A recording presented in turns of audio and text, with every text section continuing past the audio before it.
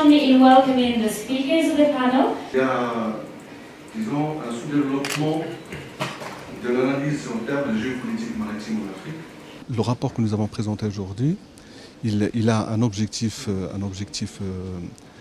profond et permanent. C'est celui d'essayer de participer, de contribuer à la construction d'un discours stratégique africain à partir de l'Afrique. L'idée, c'est de penser l'Afrique à partir de l'Afrique. Pourquoi? Parce que nous subissons depuis les indépendances un discours stratégique occidental qui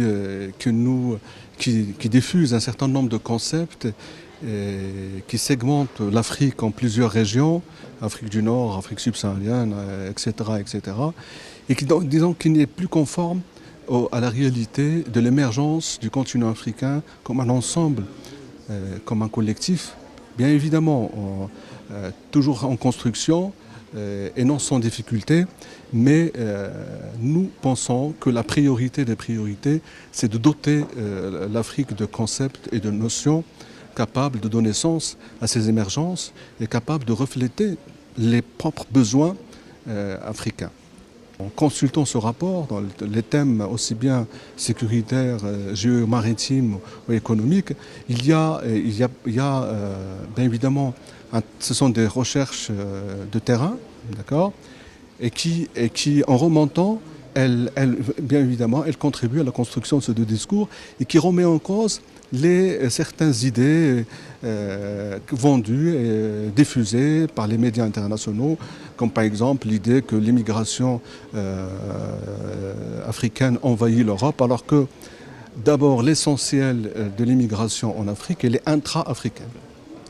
Deuxième chose, la question de la réponse ou la gestion des problèmes du terrorisme, notamment au Sahel et dans d'autres régions.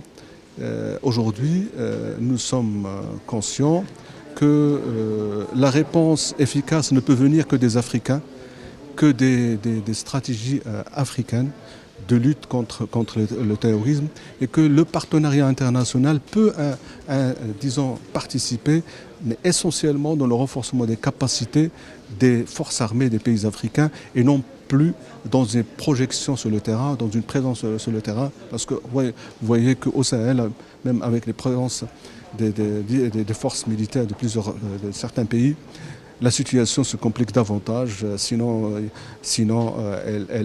elle affaiblit aussi d'autres régions, notamment le Maghreb et l'Afrique de l'Ouest et l'Afrique centrale. Au niveau économique également, il y a une dynamique, il y a une priorité, c'est celle d'essayer de prendre en main les enjeux économiques en se projetant dans les intégrations économiques régionales, mais aussi en essayant de doter l'Union africaine de moyens normatifs et juridiques capables de structurer justement ces dynamiques d'ensemble sur le plan économique. Alors bien évidemment, l'Union africaine se heurte aussi à certains problèmes, mais ça fait partie du processus. Hein. C'est un processus. C'est pas, voilà, les problèmes politiques, les problèmes de manque de moyens, de manque de moyens financiers, parce qu'il dépend de soutien de partenaires internationaux. Alors sur le plan maritime aussi, aujourd'hui nous assistons à une étape d'appropriation des enjeux maritimes par les Africains, parce qu'ils se rendent compte que leur développement économique dépend essentiellement aujourd'hui des richesses maritimes, et c'est les richesses maritimes sur lesquelles ils n'ont pas